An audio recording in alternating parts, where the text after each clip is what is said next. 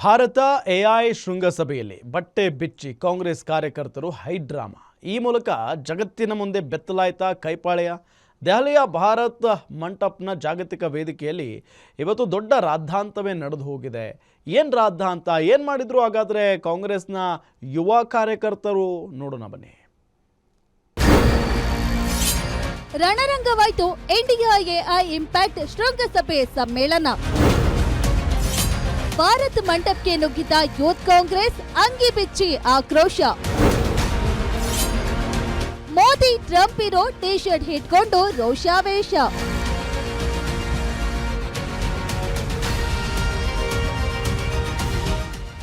S, ನವದೆಹಲಿಯ ಭಾರತ್ ಮಂಟಪ ಇಂದು ಅಕ್ಷರಶಃ ರಣರಂಗವಾಗಿತ್ತು. ಕಳೆದ 4 ದಿನಗಳಿಂದ ಶಾಂತವಾಗಿ ನಡೆಯುತ್ತಿದ್ದ ಇಂಡಿಯಾ ಎಐ ಇಂಪ್ಯಾಕ್ಟ್ ಶೃಂಗಸಭೆಗೆ ನುಗ್ಗಿದ ಯುವ ಕಾಂಗ್ರೆಸ್ ಕಾರ್ಯಕರ್ತರು ತಾವು ತೊಟ್ಟಿದ್ದ ಅಂಗಿ ಬೆಚ್ಚಿ ಅಪ್ಪರಿಸಿ ಬೊಬ್ಬಿರಿದ್ರು. ಅಮೆರಿಕ ಜೊತೆಗಿನ ಭಾರತದ ವ್ಯಾಪಾರ ಒಪ್ಪಂದವನ್ನ ಖಂಡಿಸಿದ್ರು. ಮೋದಿ ಟ್ರಂಪ್ ಇರೋ ಟಿ ಶರ್ಟ್ಗಳನ್ನ ಕೈಯಲ್ಲಿ ಹಿಡ್ಕೊಂಡು ಧಿಕ್ಕಾರ ಘೋಷಗಳನ್ನ ಕೂಗಿದ್ರು. ಇದರಿಂದ ರೊಚ್ಚಿಗೆದ್ದ ಅಲ್ಲಿದ್ದ ಸಾರ್ವಜನಿಕರು ಕಾಂಗ್ರೆಸ್ ಕಾರ್ಯಕರ್ತರನ್ನ ಅಟ್ಟಾಡಿಸಿ ಕಾಲಿನಿಂದ ಒದ್ದು ಹೊರದಬ್ಬಿದ್ದಾರೆ.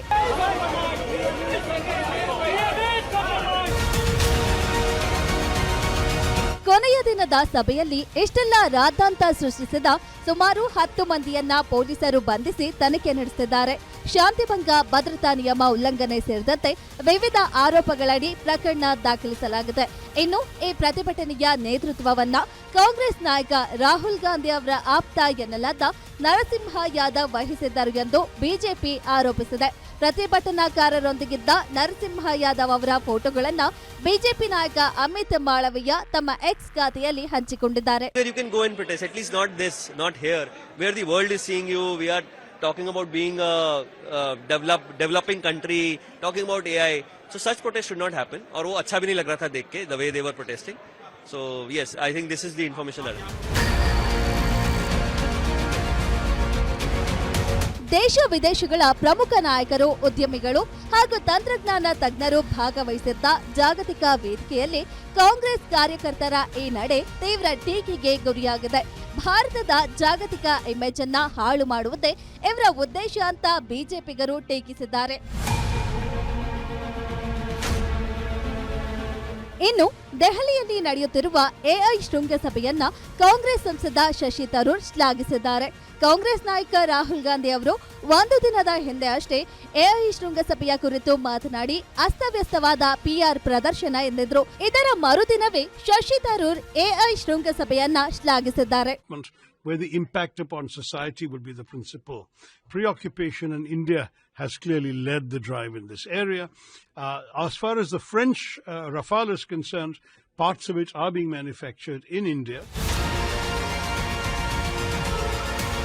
ಇನ್ನು ಎಐ ಎಫೆಕ್ಟ್ ವಿಶ್ವ ಮಟ್ಟದಲ್ಲಿ 40% ಉದ್ಯೋಗ ನಷ್ಟ ಮಾಡಿದೆ ಅಂತ ಐಎಂಎಫ್ ಮುಖ್ಯಸ್ಥೆ ಕ್ರಿಸ್ಟಲಿನಾ ಜೋರ್ಜಿವಾ ಎಚ್ಚರಿಕೆ ನೀಡಿದ್ದಾರೆ. ಒಟ್ನಲ್ಲಿ ಉದ್ಯೋಗ ಮಾರುಕಟ್ಟೆಗೆ ಎಐ ಸುನಾಮಿಯಂತೆ ದಾಳಿ ಮಾಡಿದ್ದು ಭಯದ ಜೊತೆ ಭವಿಷ್ಯವನ್ನ ತೋರಿಸುತ್ತದೆ. News desk, guarantee news. ದೇಶದಲ್ಲಿ 3ನೇ ಶ್ರೀಮಂತ ರಾಜ್ಯವಾಗಿದ್ದ ಕರ್ನಾಟಕ ಈಗ 4ನೇ ಸ್ಥಾನಕ್ಕೆ ಕುಸಿದಿದೆ. ಇತ್ತೀಚೆಗೆ ಭಾರತೀಯ ರಿಸರ್ವ್ ಬ್ಯಾಂಕ್ ಬಿಡುಗಡೆ ಮಾಡಿರುವ ಅಂಕಿಅಂಶಗಳ ಪ್ರಕಾರ ಪ್ರಸಕ್ತ ಆರ್ಥಿಕ ವರ್ಷದಲ್ಲಿ ರಾಜ್ಯಗಳ ಒಟ್ಟು ಆಂತರಿಕ ಉತ್ಪನ್ನ ಅಂದರೆ GSDP ವಿಚಾರದಲ್ಲಿ ಕರ್ನಾಟಕ 4ನೇ ಸ್ಥಾನಕ್ಕೆ ಕುಸಿದಿದೆ. ಕಳೆದ ಬಾರಿ 3ನೇ ಸ್ಥಾನದಲ್ಲಿದ್ದಂಥ ರಾಜ್ಯ ಈ ಬಾರಿ 28.8 ಲಕ್ಷ ಕೋಟಿ ರೂಪಾಯಿ ಮೌಲ್ಯದ GSDPಯೊಂದಿಗೆ 4ನೇ ಸ್ಥಾನ ಪಡ್ಕೊಂಡಿದೆ. ಇದೇ ವೇಳೆ ಉತ್ತರ ಪ್ರದೇಶ 29.7 ಲಕ್ಷ ಕೋಟಿ ರೂಪಾಯಿ GSDP ದಾಖಲಿಸಿ ಕರ್ನಾಟಕವನ್ನು ಹಿಂದಿಕ್ಕಿ 3ನೇ ಸ್ಥಾನವನ್ನು ಪಡ್ಕೊಂಡಿದೆ. ಇದಕ್ಕೆ ಬಿಜೆಪಿ ಟ್ವೀಟ್ ಮಾಡಿ ಕರ್ನಾಟಕವನ್ನು ಕಾಂಗ್ರೆಸ್ ಆಡಳಿತವು ಗಾಢಾಂಧಕಾರಕ್ಕೆ ತಳ್ಳುತ್ತಾ ಇದೆ, ರಾಜ್ಯವನ್ನು ಹಿಂದೆಂದೂ ಕಂಡು ಕೇಳರಿಯದಂತಹ ಆರ್ಥಿಕ ಮಹಾ ಕುಸಿತಕ್ಕೆ ತಳ್ಳಿರುವುದಷ್ಟೇ ಸಿದ್ದರಾಮಯ್ಯ ಅವರ 1000 ದಿನದ ಸಾಧನೆ ಅಂತ ಬಿಜೆಪಿ ಲೇವಡಿ ಮಾಡಿದೆ.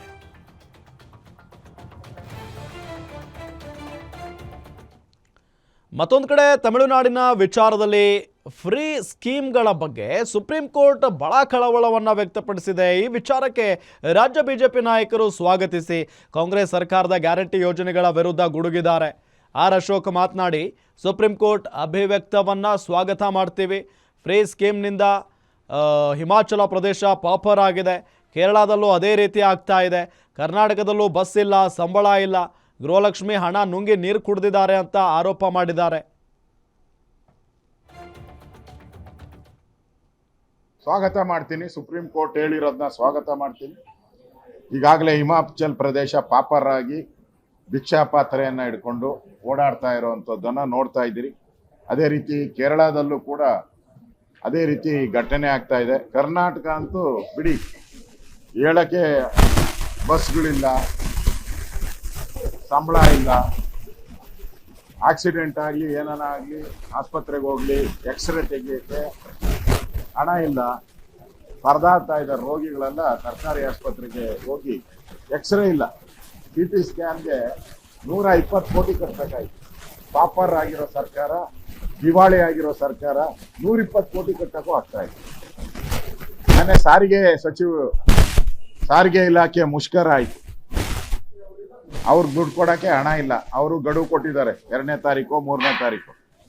ಆ ಗಡುವು ಆದ್ಮೇಲೆ ನಿಮ್ಮ ಸರ್ಕಾರದ ಬಂಡವಾಳ ಬಯಲಿಗೆ ಬರ್ತೈತೆ. ಗೃಹಲಕ್ಷ್ಮಿ ಹಣ 5,000 ಕೋಟಿ ನುಂಗಿ ನೀರು ಕುಡಿದ್ಬಿಟ್ಟಿದ್ದೀರಾ. ಅನ್ನಭಾಗ್ಯ ಅದು 780 ಕೋಟಿ ನುಂಗಿ ನೀರು ಕುಡ್ದಿದ್ದೀರಾ. ಕೊಡಕ್ಕೆ ದುಡ್ಡಿಲ್ಲ ನಿಮ್ಮ ಹತ್ರ. ಈ ಪರಿಸ್ಥಿತಿ ಇವತ್ತು ಕಾಂಗ್ರೆಸ್ ದಿವಾಳಿ ಆಗಿರುವಂಥದ್ದಕ್ಕೆ ಇವೆಲ್ಲ ಕೂಡ ಸ್ಪಷ್ಟ ಉದಾಹರಣೆಗಳನ್ನ ನಾವು ನೋಡ್ತಾ ಇದ್ದೀವಿ.